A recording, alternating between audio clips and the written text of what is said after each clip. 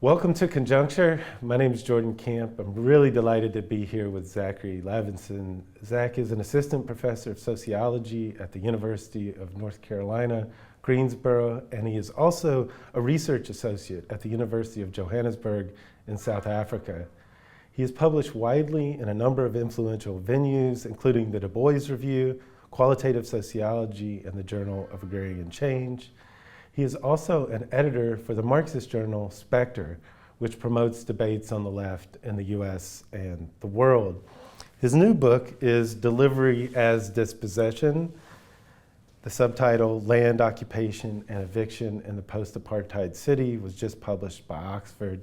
Zine Magubani calls it a must-read. The late Mike Davis described it as path-breaking. Through extensive archival and ethnographic research, Zach innovates the study of land, occupation, and evictions in post-apartheid South Africa. In this deeply researched study, he theorizes the management of surplus populations and the challenges to landlessness in this explosive conjuncture.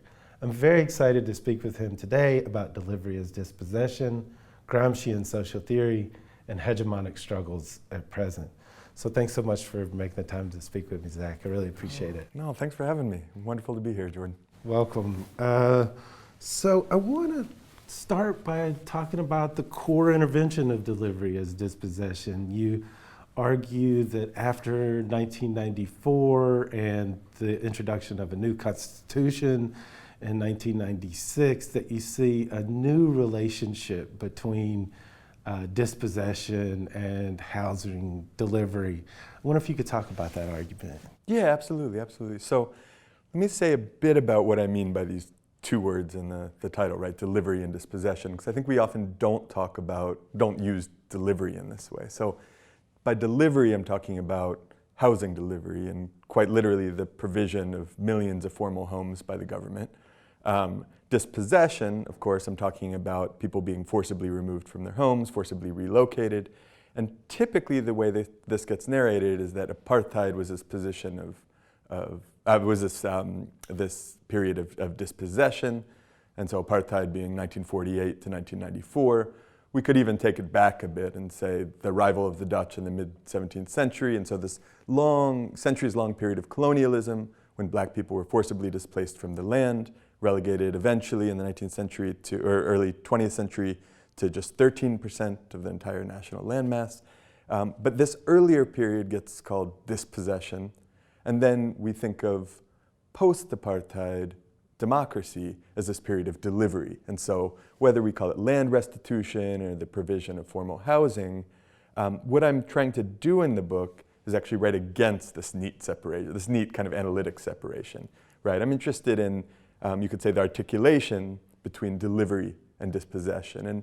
And in particular, I really want to get at how the relationship between delivery and dispossession changes over time in each period. So in the apartheid period, I would say that, that delivery enables dispossession. In other words, when 3.5 million black South Africans are forcibly removed from the land, many of them from cities. In the case of Cape Town, which I primarily study, isiXhosa-speaking black Africans were dumped over 1,000 kilometers eastward. If people have heard of Bantustans, these sort of rural, underdeveloped areas, really far from cities. Many of them had no kind of ancestral ties there, and so they're forcibly removed for the first time. And then within cities, black people are forcibly pushed to the periphery in these peri-urban townships. But you can't just dump people on an open plot of land. And so the apartheid state develops this delivery apparatus. They actually develop a waiting list for housing. They start building townships. The township in which I carried out my ethnographic field work in Cape Town, Mitchell's Plain, wasn't constructed until the mid-70s, or the largest black African township in Cape Town, Khayelitsha, wasn't constructed until my own lifetime, so in the early to mid-1980s. But then after apartheid, something shifts. And I argue in the book that the relationship between delivery and dispossession is kind of inverted, we can say. That now dispossession enables delivery instead of delivery enabling dispossession. So what do I mean? The post-apartheid state is really, and the government has staked its very legitimacy on remedying the racist wrongs of apartheid. And so you wind up with this geography of racial relegation, and so housing delivery is all about really delivering formal homes to those who have been forcibly evicted. But what winds up happening is the state doesn't have the capacity to deliver all of these millions of homes. They've delivered 4 million formal homes already since '94. They don't have the capacity to deliver these homes at once, of course. Now the average time on the waiting list for housing in Cape Town exceeds 60 years, 60, right? But the average life expectancy in South Africa, according to the UN, is 63 years. And so what this means is that, clearly people can't wait 60 years for housing, and so they occupy land in the meantime. But this is seen as a kind of sign of the state's failure. So housing officials view these new occupations as essentially interfering with the process of delivery. And I can talk more about that. But they wind up moralizing these occupations. And the irony is that when they see these new occupations, often because they view them as an embarrassment, a kind of sign of the failure of the state to deliver, they move people into formal housing developments. But when they do this, they then sort of retroactively attack these people as what they call queue jumpers, as if they're jumping to the top of the waiting list. But the irony being that government officials themselves produce these queue jumpers. I have to say, in studying land occupations now for over a dozen years ethnographically, I've yet to encounter a single land occupier who occupied land because they were trying to get a formal house. They occupied land out of necessity, for dignity, autonomy, all sorts of reasons, right? Then what happens is a judge will authorize an eviction of these new land occupations, denigrating these land occupiers as queue jumpers. And so it takes a really moralizing kind of tone. And so the book is fundamentally about the post-apartheid period, but I also really try to develop this previous iteration and this previous articulation between delivery and dispossession under apartheid. I want to ask about these relational cases a bit. It's two different land occupations with two different outcomes. Yeah. So I wonder if you could ground us in the field work that you were doing, talk about those two cases and what explains the different outcomes with regards to eviction, only one getting evicted, right? Yeah, that's, this variation in outcome, I should say, is really, really crucial to what I was trying to do, because when I wrote this book, there's a whole literature on evictions and displacement and land grabs that I should say, and to be clear, inspired the writing of this book. But it's also written at a level of abstraction where there's a kind of overarching rationale for a city government to evict people, right? So we might talk about the language of whether it's gentrification or development or accumulation, ground rent, et cetera, right? Ultimately a kind of economic or state-driven developmentalist sort of rationale. But what that sort of argument doesn't tend to do is answer the question, all right, there's thousands and thousands of people occupying land every single year. The state doesn't have the capacity to evict them all at once. And so I was interested in how it selects who get evicted, who ultimately get evicted, and which occupations are ultimately tolerated. And so in these two occupations that I studied, one is fully cleared within a year, the other remains today, more than 20,000 people living on the plot of land. They began just down the road from each other in the same township, Mitchell's Plain in Cape Town. I should say it's the largest so-called colored township. So under apartheid, there were formerly 4 ethno-racial categories devised by the apartheid state: white, Indian, colored, and Black African. And so in this largest colored township in the country, Mitchell's Plain, there are these 2 massive land occupations. I mean, they both begin with thousands of people at once. The first begins with 1,000 at once, the second a few hundred at once, but then within a matter of weeks, thousands are moving in. And often people talk about land occupations as if they just so happen, right? That's a politics of necessity and someone sort of stumbles onto a plot of land and then sets up shop, but they're very well organized. But the bulk of writing on land occupations tends to be politicized formal social movements leading these things, when empirically that's not who's leading the bulk. You know, even as much as I wish that were who is leading these occupations, the bulk of the folks involved, it really is a politics of necessity, and they do get politicized typically during the process and develop a certain politics. I'm happy to talk about it. But so what winds up happening is these two land occupations, if I were to have predicted in advance the outcome, I would have predicted the opposite. One is on private property, one is on municipally owned land, so public land. And I would have expected the city to allow people to squat on this public but very remote land. It's not visible from any major thoroughfare. It's at the, adjacent to the poorest neighborhood in this township. There weren't people making any, middle-class residents making demands for the removal. Insofar as this, you know, if you were to make an argument about upholding a certain racial order, it was the same, it was majority colored occupiers occupying so-called colored space. Why would this matter? Why in the world would a post-apartheid government care? Race tends to map onto party affiliation. And people might know that the African National Congress or the ANC rules nationally, but in Cape Town, it's a different party, the Democratic Alliance. And overwhelmingly, so-called colored people vote for the DA. And so this was potentially DA voters in DA space. You know, no conceivable reason they would have been forcibly removed, and yet they were within a year. This other occupation took place on actually two adjacent parcels of private property. The landowners filed an injunction for the removal. Middle-class residents across a very major thoroughfare protested in the streets, demanding their immediate removal. And I should say, it was a mixed-race occupation with the majority of the participants being isiXhosa speaking Black Africans occupying the land. This mattered because local politicians would have suspected that they were not DA voters and wanted them gone, yet ultimately they're tolerated. Why? This is where the relational theory of the state that I developed comes in. And so in the book, what I do is talk about, I think if I were to put it succinctly, I'd say something like, instead of just imagining this omniscient state that gazes out over a landscape of populations, almost naturalizes them, and then, you know, chooses this one over this one, what winds up happening is that how people self-organize affects how the state sees them. But how they self-organize is in turn affected by how they see the state.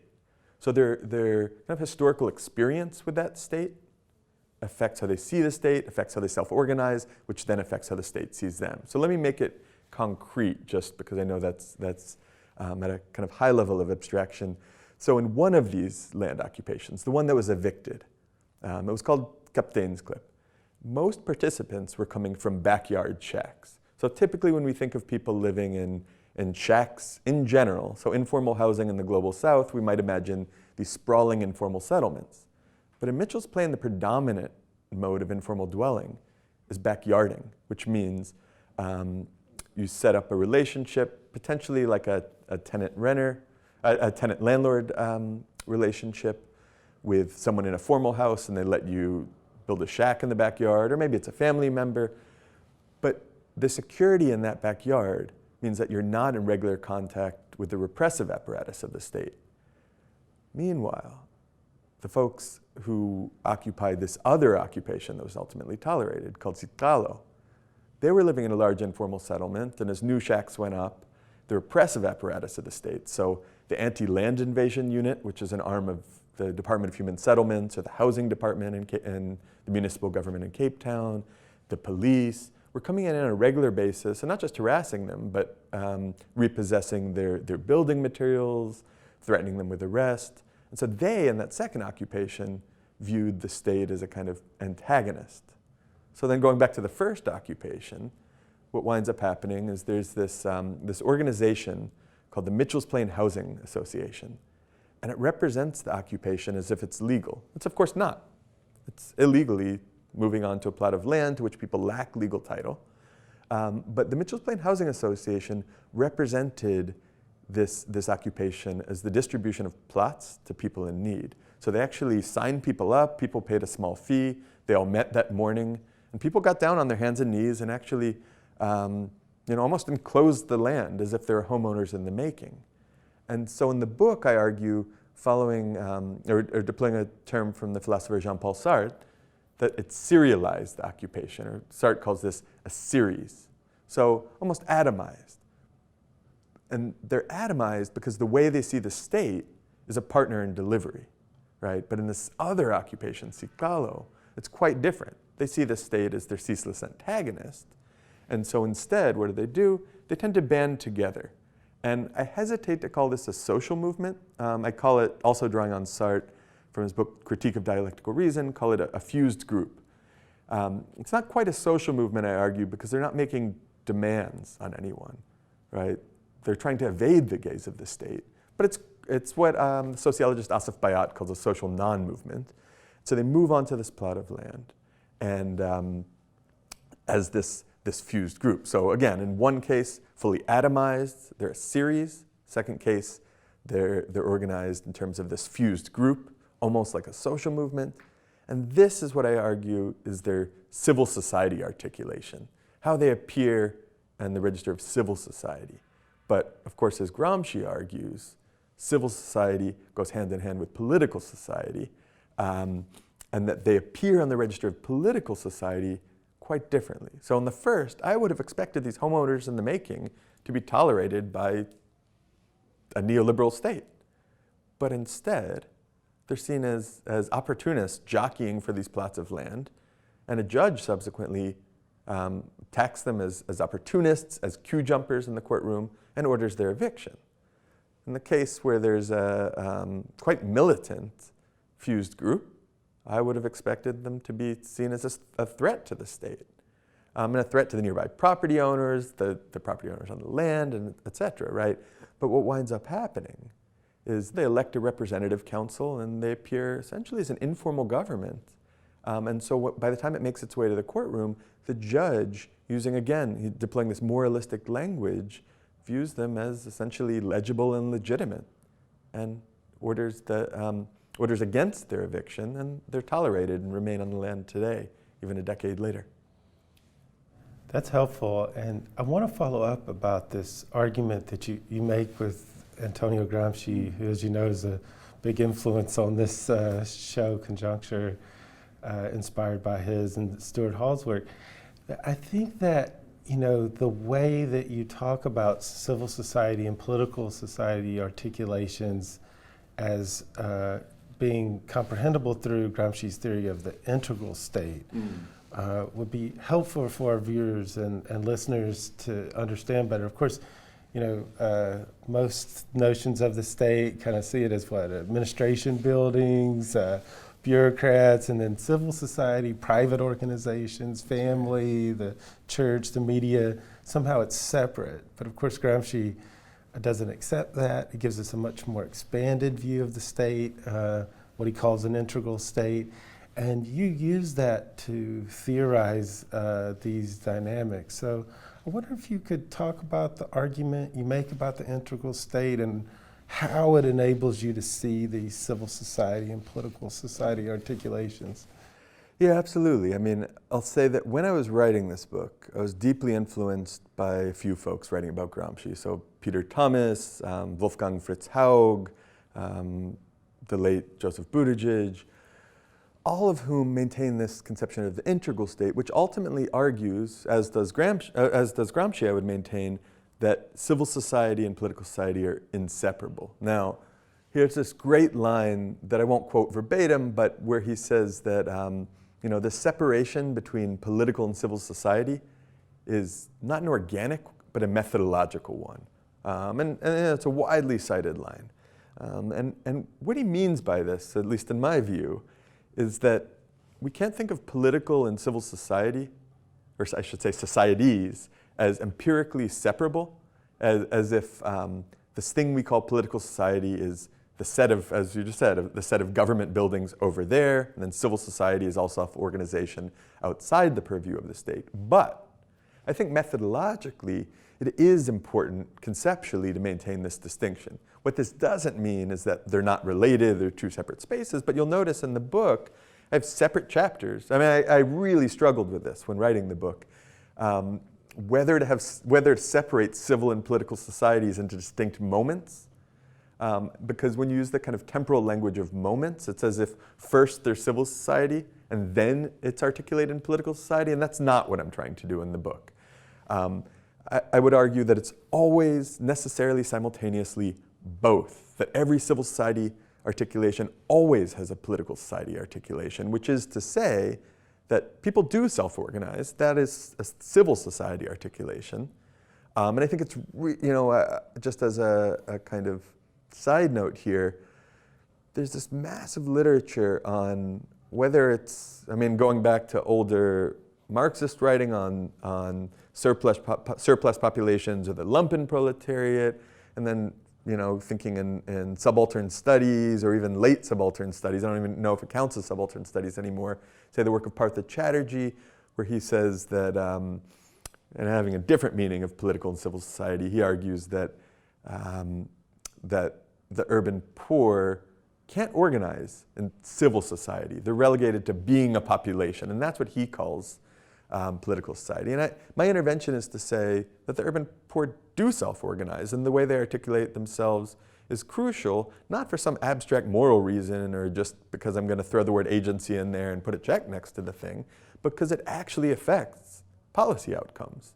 And so what I'm trying to do here, and really the rationale behind writing this book, if I had to choose a single goal in writing this book, which is tough, say that I really wanted to provide, let's say, micro-foundations to the concept of the integral state, to see what does it look like in practice. Because I know how to write about it on this theoretical register, but I wanted to see at the level of everyday life, how do we understand the fact that political and civil society are inextricable and ultimately do affect these outcomes, right? I'm arguing in the book that the civil society, that self-organization, and so this civil society articulation produced these political society articulations, which ultimately lead to these eviction outcomes. That's quite different from the typical writing on eviction, displacement, land grabs, where it's, again, this kind of omniscient state that gazes out upon a landscape of populations and maybe chooses this one, chooses that one. But the self-activity of those who constitute populations is really elided altogether. And again, it's not that I want to sort of bring them back in just for their own sake, or, clearly I do, but I also think that, that it has real implications for explaining outcomes here. Yeah, you depict these as kind of wishful characterizations, that there's heroic organizations that are leading. And so part of the emphasis on self-activity is, as you say, to understand the political possibilities of everyday life on one hand, but also to try to grapple with, as I understand the argument, what actually motivates these struggles and what are struggles that are not determined in advance. So these policy outcomes are the product of these struggles. So part of what's at stake is to try to understand what's actually going on in these land occupations and not just kind of accepting slogans as theory, as I understand it. Oh, absolutely. No, absolutely. There's quite a few well-organized groups, both fighting evictions and leading land occupations in South Africa, who are doing valiant work. I've actively supported them over the years, but I'll say that I do think they get the bulk of the coverage when, of course, most land occupations don't involve these groups. And they're really emerging. I found it quite interesting because we imagine land occupations as these, I should say, I don't want to put words in anyone's mouth, but I imagine land occupations as these, as decommodification movements, as repossession in the face of dispossession. And to be clear, it is both of those things, but not necessarily self-consciously so. I found again and again it emerged in the context of struggles for dignity, autonomy. A lot of the people participating in these land occupations maybe their grandparents or even their parents got housing under apartheid, and now 3 generations later, they're all still living in the same 2 to 3 bedroom, tiny little concrete homes, overcrowded or else pushed to backyard shacks. They have kids of their own.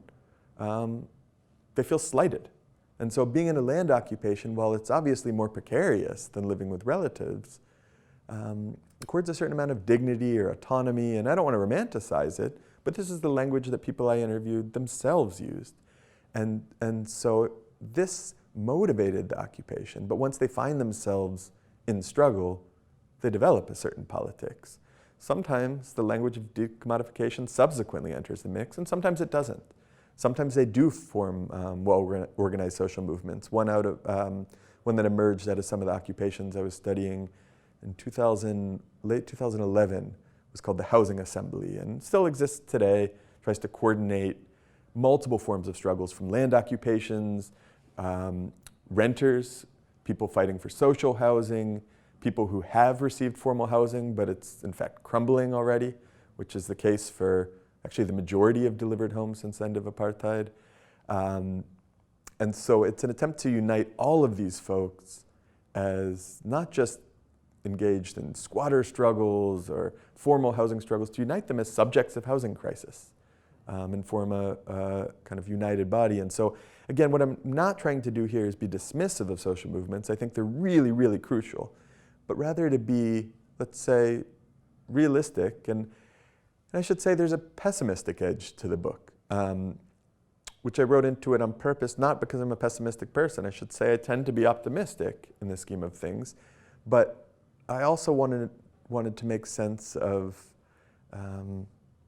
as I put it in the book, hegemony as it actually exists and the conditions under which people are organizing. And I don't think it does us any favors to romanticize those conditions or even to romanticize movements in cases where they don't necessarily succeed. So I think if we want to take strategy seriously, whether or not it's a pessimistic view, we need to be really attentive to the conditions under which people are self-organizing.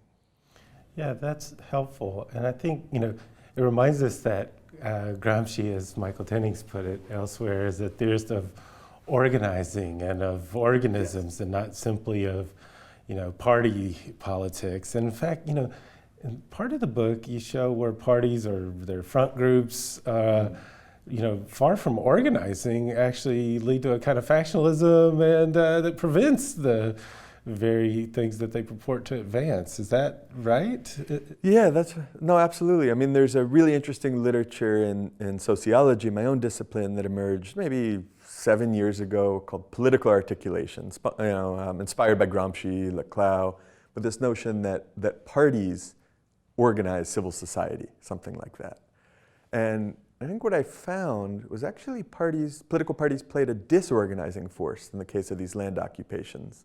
In the book I talk about not just front groups, but some of these upstart political parties that would send someone in, and the idea would be, land occupations are enormous. When you have 20,000, another land occupation that's not in the book that I spent some time with is now over 60,000 people. So these upstart political parties that get people, let's say, in with the land occupation, can then subsequently, once this land occupation becomes tolerated and potentially politically formalized, and it becomes part of a political ward, and then it gets a ward councillor. And so you can imagine how there's this kind of pipeline to becoming a ward councillor and ultimately an elected official. So parties get involved, but they jockey with one another, and there are always multiple political parties involved. So it was a really divisive force, and factions start to coalesce around each of these upstart parties. So sometimes it's as simple as a front group for the ANC. Sometimes it might be an actual representative from the Democratic Alliance, the governing party in Cape Town.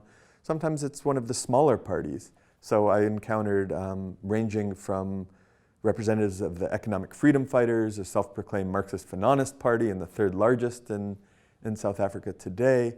It's an upstart white supremacist party that tried to align itself with colored land occupiers and build a white colored bloc against African occupiers, black African occupiers. And so really complicated politics, but almost always divisive in this case. Yeah. So, you really warn against, sweeping generalizations of social movements, being attentive to the actual concrete dynamics as they're unfolding in these two Cape Town squatter communities. And you're also wary and warn us against kind of broad sweeping generalizations about housing, gentrification, neoliberalization.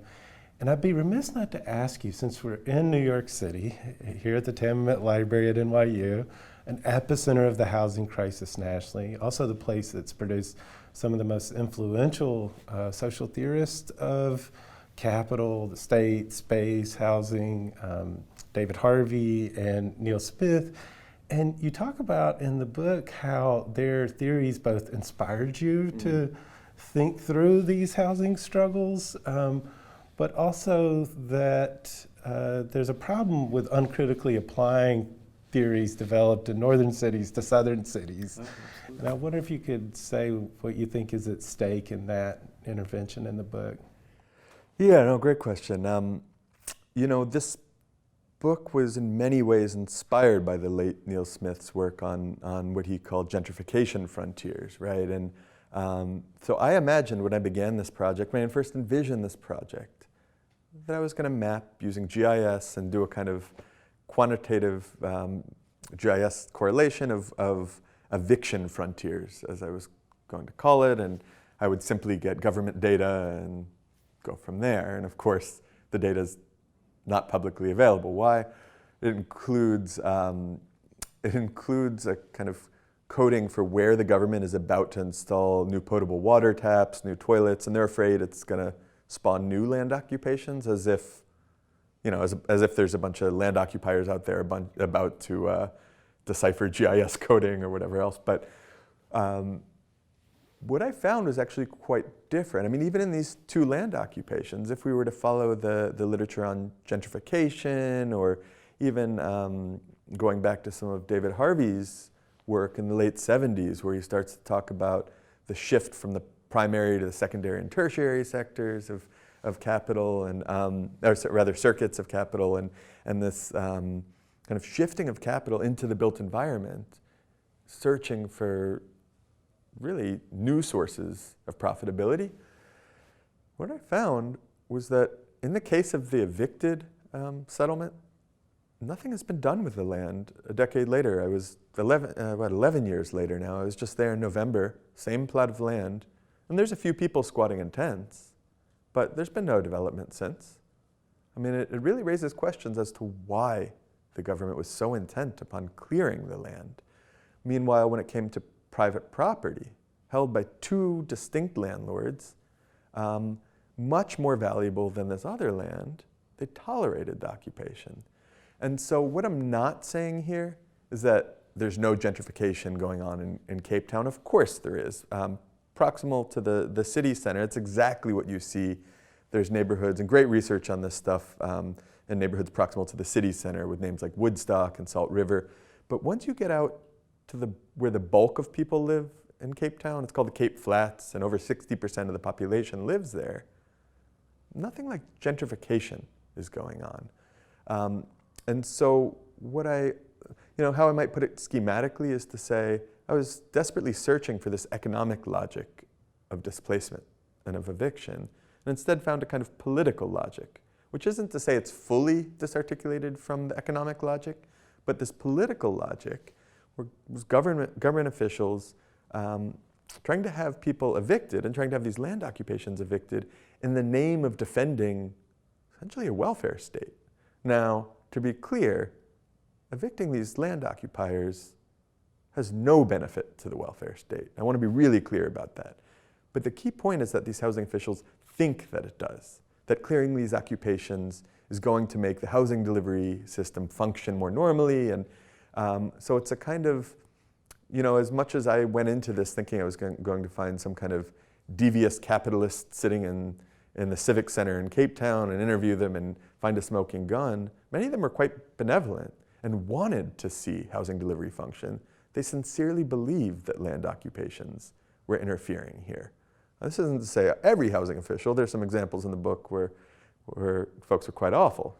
But in general, this really is an attempt, I think, on the part of housing officials to uphold this kind of delivery apparatus, or really protect it as they see it from land occupiers, even if, again, I really want to emphasize this, land occupations don't interfere with housing delivery. People need somewhere to go in the meantime.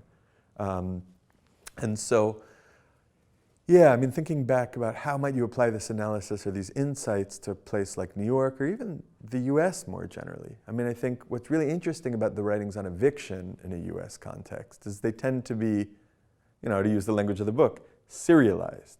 That we think about renters from landlords on this individualized basis, and it really preempts any kind of collective struggle. And one thing, I mean, especially in a place like New York, but really in most major cities, most folks who are renting from corporate landlords. In other words, what this means is that as much as the kind of tenant-landlord relationship has tended historically to serialize, in the language of the book, renters, and I think really militate against any kind of collective challenge, which isn't to say we don't see tenants' unions, and we do, but they've been relatively exceptional up to this point. And we see great fighting tenants' unions in places like Houston, Kansas City, the Bay Area right now, LA, but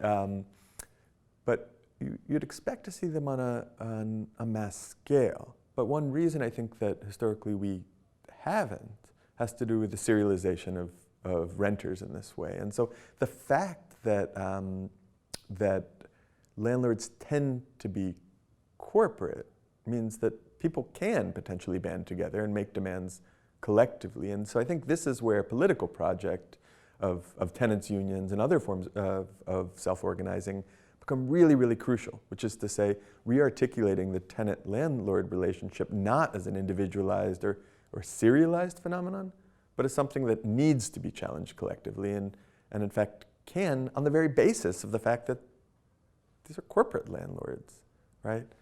Yeah. And the state remains a key site of struggle in that as well, right? Oh, absolutely. I think of the importance of having that relational theory of the state. And there's a CUNY professor here, John Whitlow, that writes really importantly about the state and real estate struggles and the confrontation with what he calls a real estate state. But I wanted to follow up with this about, your analysis of the current conjuncture in the US, because while your fieldwork has been focused on post-apartheid South Africa, you have done a lot of work to intervene in this broader conjuncture, particularly through your work as an editor for Spectre. And I wanted to ask you about an essay that you wrote in April of 2020, so we're a little over 3 years on, where you suggest that an organic crisis is upon us. Of course, this is, the pandemic, massive unemployment, an ecological crisis, and you talk about the organic crisis in Gramscian terms, where there's a fundamental crisis of the state, where the capitalist class is unable to resolve its legitimacy crisis or crisis of hegemony. And you talk about the ways that Gramsci's analysis of an organic crisis can help us make sense of these cascading crises that can sometimes appear as if, they were separate. So looking back 3 years later, are we still in an organic crisis? How would you characterize the moment that we're in now, Zach? Yeah, no, I mean, I think this is, fundamentally an organic crisis, especially when I read all of these pieces that have, for whatever reason, proliferated over the last 3 months or so, using this term polycrisis. And I think and you see this in, especially the Financial Times, Adam Tooze did a good piece on this, and what I think is fundamentally different about an organic crisis than this concept of polycrisis is the fact that, not to use my favorite word, but they're all articulated, necessarily so, in the case of an organic crisis. Whereas polycrises, it's relatively contingent. These various crises emerge all at once, but there's no explanation as to why now, other than some kind of vague gesture to anything from imperial decline to the end of civilization, or something like this. But I think the Gramscian analysis fundamentally links this to A, economic crisis, but B, as you just pointed out, that this economic crisis is always linked to a political crisis and a crisis of democracy, right? I mean, I think one thing to note, to put South Africa in conversation with the US, one thing to note is that in both cases, you don't have a real hegemonic party. So I should mention in South Africa, the ANC is in precipitous decline. It will probably lose the national elections in 2024 for the first time ever in post-apartheid South Africa. It's never lost, and will likely lose in 2024. In the case of the US, I mean, Trump goes without saying, but what I might say is that there's nothing like an old-style hegemonic bloc or historic bloc being cobbled together, either in South Africa or in the US. And so instead, and this gets at a whole debate about how we understand this concept of passive revolution. And there's quite a bit of writing, I think recently, Peter Thomas has a great piece on this, arguing essentially that that the new form of hegemony has become passive revolution. I tend to really stick to what Gramsci wrote in the selections from the prison notebooks under Notes on Italian History, thinking about passive revolution and hegemony as two alternative trajectories, where when a hegemonic bloc can be cobbled together, a party, or really a fundamental class, which, of course, party is the nomenclature of class, can construct hegemony. But in the case of passive revolution, it's this almost flailing attempt, right? And so we see the GOP in the US context sort of attempting, and maybe successfully so, but attempting to hail this proverbial white working class, whatever that means, ultimately probably appealing primarily to the petty bourgeoisie.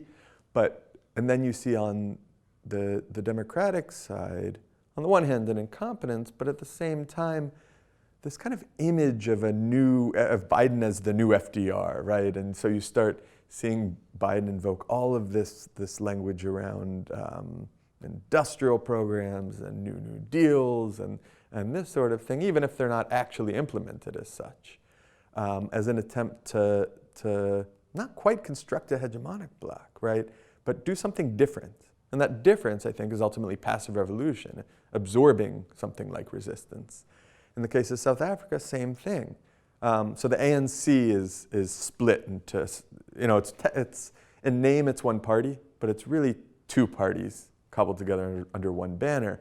And one is kind of almost actually, well, no, I can't call them the Biden and the Trump side of things. It's too different. But one of these sides is linked to the current president, Cyril Ramaphosa, who's a kind of anti-corruption crusader, even though millions of rand in cash were recently found inside his sofa. Couch, and all kinds of. And then the other faction is called the Radical Economic Transformation, or RET faction, and they use this kind of pseudo-radical language, but ultimately this was Jacob Zuma's faction. They're aspiring politicians now who will probably succeed Zuma, but here there's a kind of invocation of this radical language, even if there's nothing actually being implemented. And so here's where I might compare Zuma to Trump, even though the politics are on different planets. There is an attempt, I think, of both figures to invoke a language of radicalism, and that bears no relationship with reality. It's not like there's any kind of redistributive policy or anything like it, or land reform, or access to housing, or but if we think about this kind of empty language, Trump railing against regulations in general, and then the crowd cheers. He constructs this enemy and knocks it down. And so what I don't want to do is turn to this kind of populist moment and say, aha, it's merely linguistic, but rather to say that these kind of linguistic devices are central to the project, which is the class project of passive revolution. But it's a class project that takes place under conditions where no class can actually construct a hegemonic bloc. And that's what I think is quite different from, in this conjuncture, from a previous conjuncture, even I might say, early neoliberalism. I don't want to say that we're in post-neoliberalism yet, but whatever this moment is, this kind of strange interregnum, I think that no class and no party has been fundamentally able to construct a hegemonic bloc, which has led to all kinds of, it's almost trite to invoke it, but that line about morbid symptoms. But these morbid symptoms aren't these contingently emergent kind of haphazard symptoms, but we see, we need to link together all of these crises. And so it's no coincidence that we see, say, the set of crises that led to and are continuing to lead to mass uprisings in the streets. But if we think of summer 2020 and this racial capitalist crisis, if we think of the public health crisis and the crisis of social reproduction tied to the pandemic, if we think of, it always feels like we're on the brink of some kind of economic crisis, and not always, I should say, but since about 3 months before the pandemic, when we started to see these inverted yield curves, and now all of a sudden with the failure of Silicon Valley Bank, and we have an economic crisis, and so it's to say that these, when we use a language like, or a concept like polycrises, we say that all of these things are happening simultaneously, but I think it's incumbent upon us as Gramscians to really link these together, and so that's what I was trying to do in writing the piece, which was more of a provocation, I think, than an answer. I don't want to purport to have a definitive answer as to how these are linked, and I think it's dangerous to revert to a certain kind of economism and just say, aha, it's all linked to the fundamental economic crisis, and this produces some kind of epiphenomenal set of crises that are linked together, but rather to see, in all its complexity, how are these things linked together as what Gramsci called an organic crisis. Yeah, and this is the hard work of analyzing a conjuncture, right? It's so I really appreciate your contributions in that direction, and I would be remiss if I didn't ask if there's anything I haven't asked that you would like to add. Oh, that's tough. I might say that one thing that I didn't integrate into the book for complicated reasons at the time. Partly it was, I have this kind of proliferation of concepts in the book, and so wound up keeping this concept of racial capitalism out of the book altogether. And I think increasingly since I published the book, I've become obsessed with South African conceptualizations of racial capitalism. And the way it figures into the book, even if it's this kind of absent presence or something like it, is to say that the anti-apartheid movement was, of course, an anti-racist movement, but that ultimately, in this key juncture, became disarticulated from the anti-capitalist movement. There was a fundamental core of the anti-apartheid movement that was always anti-capitalist. And I'm oversimplifying here, but to say that as the anti-apartheid movement sort of became hegemonized by the ANC and then ultimately found its way into power, what happens after the end of apartheid does very little to reverse the racist distribution of people in space. I mean, what I was calling in the book racist relegation or racist geographies. And it's why you see today relatively comparable mapping of people by race in mutually exclusive enclaves. And it's not even black and white. The category of black then gets disaggregated, and you have so-called colored townships, sometimes ethno-linguistic townships, or else either black African townships, Indian townships. And so it's to say that racial capitalism is alive and well in South Africa today, and I've become increasingly obsessed with some of these earlier debates and really thinking about, this is where Gramsci comes back in this concept of passive revolution, the extent to which there's a passive revolution within the anti-apartheid movement. And this concept of racial capitalism falls away.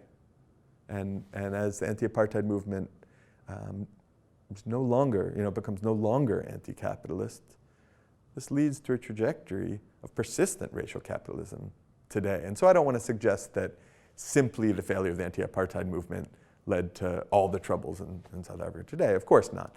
But it is to say that I think that the defanging of the anti-apartheid movement, the loss of its anti-capitalist dimension, which was always previously connected to the anti-racist dimension. And the separation of these two dimensions, I think, has been disastrous. And so, I mean, in work I'm doing right now, I'm really trying to think about these earlier debates going back to the early 1970s, and now I've been going back to the 1920s. Work I'm doing with the sociologist Marcel Perret, writing this stuff up. Well, thank you very much, Zach. I also know you're working on a book on the topic, which perhaps we could have you back on a future episode of Conjuncture to talk about. That would be wonderful, Jordan. Thank you so much. Really appreciate it.